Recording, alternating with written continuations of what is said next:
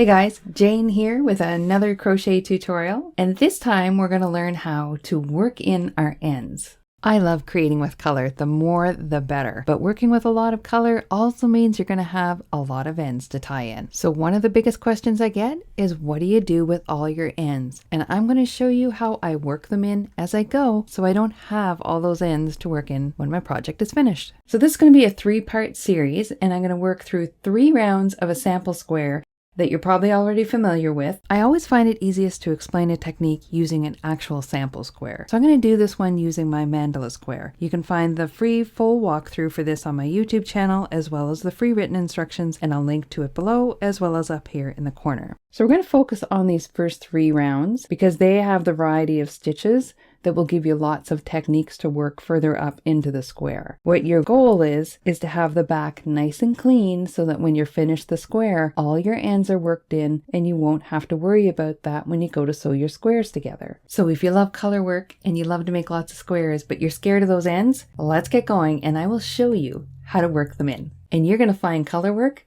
is a whole lot more fun. Now, if you're ready, let's start round 1. So I'm going to show you how I work the end that I start with into that beginning round. So again, I just do my little slip knot where I make a pretzel and I put my hook in and pull that up. And then I go ahead and I chain the first 4. So we'll get this started before we start working our end in. And we slip stitch to form our ring. So here's the end that we're going to want to work in. And I want to work 16 double crochet, and the first one is always a chain 3. That counts as my first one. So we go ahead and we chain 3 with our working yarn.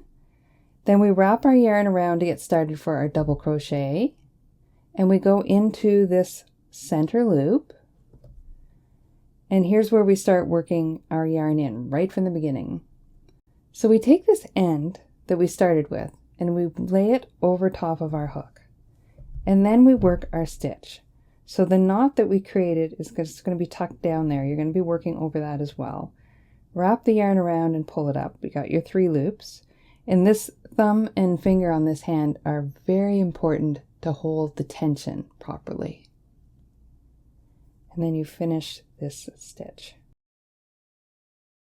So we now have the end anchored in place, and we're going to continue to work over top of it as we work into the ring. So you want to hold this yarn as if it's part of this first chain ring. So you're going to go yarn over, insert into the loop, making sure that that yarn is lying over top of the hook, and you're going to complete your stitch,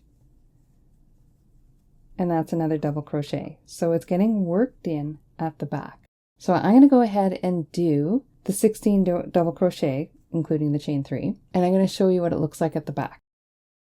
And now we've reached my 15th, which is actually 14 double crochet and a chain 3. So I'm going to work 1 more. And again, I have been carrying this yarn all the way around, so make sure it lies on top of your hook and you work underneath it so it's still lying there.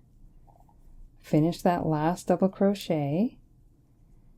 And then at this point, you either work an invisible join or you slip stitch to finish your round, which we won't do at the moment. I just want to show you what the back looks like. So see here, we have the end, and it's been worked in all the way around this hole. So what I like about working this in is that if I don't want that little hole to show, I can just put your thumb on top of where it is there and give it a little bit of a tug, and it just cinches it in so the hole isn't quite as big. That's just personal preference.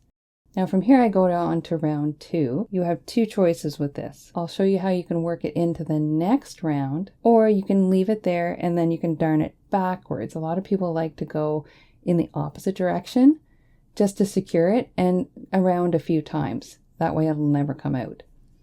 But I can also show you how you can pull it up into the next round in the next video. Join me in the second video of this series where I'll show you how to carry the center end into the next round to secure it, as well as how to secure the new color so it doesn't show through the chain stitches.